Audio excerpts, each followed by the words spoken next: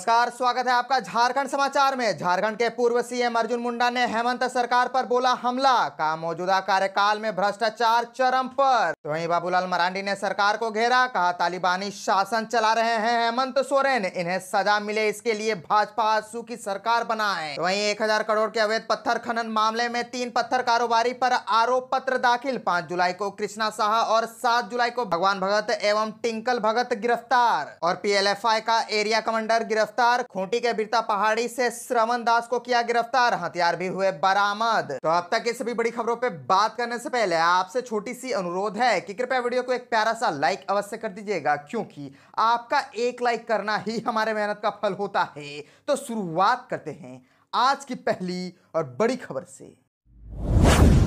इस वक्त की बड़ी खबर झारखंड से आ रही है, जहां झारखंड के पूर्व सीएम अर्जुन मुंडा ने हेमंत सरकार पर बोला हमला, कहा मौजूदा कार्यकाल में भ्रष्टाचार चरम पर। दरअसल झारखंड के पूर्व मुख्यमंत्री सह केंद्रीय मंत्री अर्जुन मुंडा ने मौजूदा राज्य सरकार पर जमकर हमला बोला है। उन्होंने कहा है कि हेमंत सरकार के कार्यकाल में भ्रष्टाचार चरम पर है, इससे राज्य की छवि खराब हुई है। भाजपा एक बार फिर से राज्य का नेतृत्व कर हालात सुधारेगी। ये बातें उन्होंने डुमरी उपचुनाव के प्रचार में जाने से पूर्व विधायक आवास में पत्रकारों से बातचीत करते हुए कही। अर्जुन मुंडा ने कहा कि राज्य की दशा बेहद खराब हो गई है, जिसे बचाना बहुत ही जरूरी है। उन्होंने आगे कहा कि राज्य में सामाजिक सौहार्द को बिगाड़ने का काम किया जा रहा है। इसके अलावा केंद्रीय जनजाति मंत्री ने राज्य में सुखाड़ की स्थिति पर चिंता जाहिर की है। उन्होंने कहा कि सरकार को सुखाड़ की स्थिति को गंभीरता से लेने की जरूरत है और इस दिशा में वैकल्पिक व्यवस्था करनी चाहिए, क्योंकि राज्य के कई इलाकों में औसत से कम बारिश हुई है। और वन नेशन वन इलेक्शन के विषय पर अर्जुन मुंडा ने अपनी राय दी है। उन्होंने इस पर चर्चा शुरू हुई है। 1967 तक यह व्यवस्था देश में लागू थी, लेकिन बाद में वह व्यवस्था धीरे धीरे समाप्त हो गई।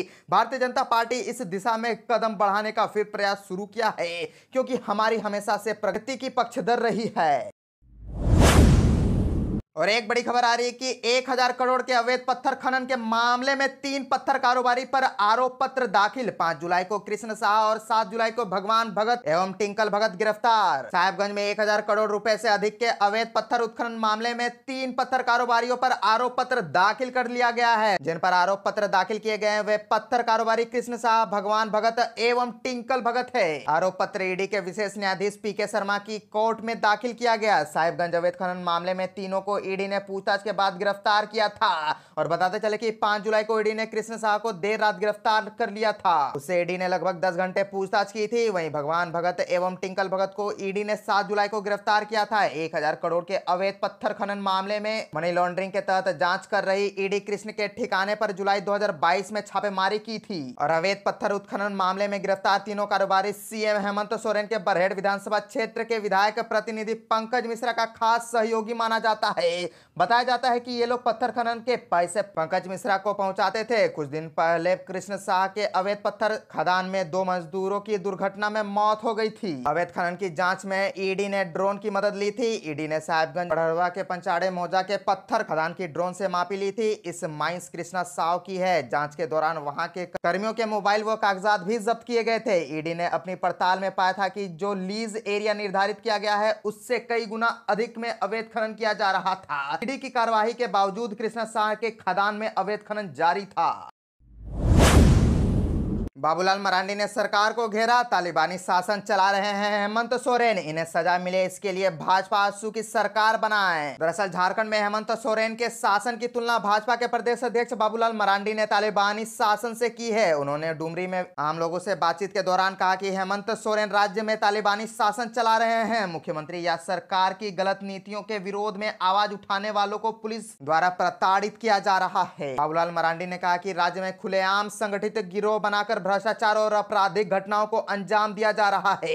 इस पर कार्रवाई करने की बजाय सीएम हेमंत सोरेन की सरकार ऐसे तत्वों को प्रश्रय देने का काम कर रही है। अपने फेसबुक पर उन्होंने एक वीडियो डाला है, जिसमें वे यह कहते नजर आ रहे हैं कि हेमंत सोरेन के लूट तंत्र और जंगल राज को ध्वस्त करने के लिए राज्य में भाजपा आसू गठबंधन की सरकार स्थापित करनी है। आप लोग डुमरी से इसकी शुरुआत करें। झारखंड में जिस तरह से हो रहा है, ऐसे लगता है कि राज्य में तालिबानियों का शासन है, कोई भी लोग सुरक्षित नहीं है। इसलिए हम लोग चाहते हैं कि झारखंड को अपराध मुक्त कराना। बाबूलाल मरांडी ने हेमंत सोरेन और उनकी सरकार पर कई गंभीर आरोप भी लगाए हैं। उन्होंने कहा कि हेमंत सोरेन राज्य तालिबानीकरण करना चाहते हैं। उन्होंने जमशेदपुर की घटना का जिक्र करते हुए कहा कि राज्य में कानून व्यवस्था की स्थिति देखिए कि हाईकोर्ट की छुट्टी के दिन भी स्वतः संज्ञान लेकर एक्शन लेना पड़ रहा है। अपराधियों को जेल में बंद करना यह हेमंत सोरेन से संभव नहीं हो सकता है। हेमंत सोरेन वैसे लोगों को संरक्षण देते हैं।